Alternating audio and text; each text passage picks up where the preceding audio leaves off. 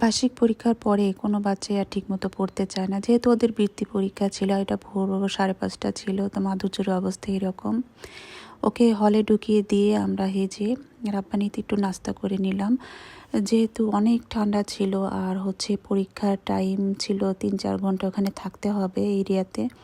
তো বসার ওইভাবে কোনো প্লেস নাই, আর শীত থাকার কারণে কোথাও বসারও জায়গা নাই। তো আমরা দিনটা কীভাবে পাস করলাম, এই যে আরও আমার সাথে 2 ভাবে ছিল, গার্ডিয়ান ছিল, মাধুর্যর ফ্রেন্ডের আম্মুরা। তো আমার সাথে মাধুর্যর বাবাও ছিল। তো ট্রিটটা মাধুর্যর বাবার পক্ষ থেকেই ছিল। আমরা রাব্বানিতে একটু হালকা পাতলা নাস্তা করে নিলাম, যেহেতু এত সকালবেলা ভারী কোনো খাবারও খাওয়া যায় না আসলে।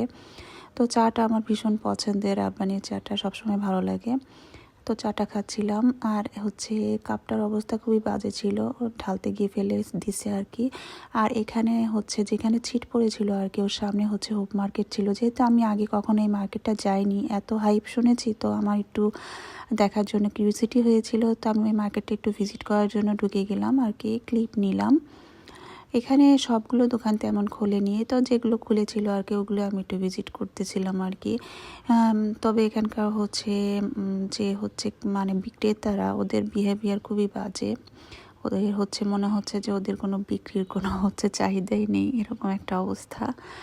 আর ফিক্সড সব কিছু করে দিয়েছে মোটামুটি। তো আমি এখানে সব কিছু একটু ঘুরে ঘুরে দেখছিলাম, যেহেতু কয়েকটা দিন এদিকেই পাস করতে হবে। আর গার্ডিয়ানদের অবস্থা কি টেনশন, দেখেছেন?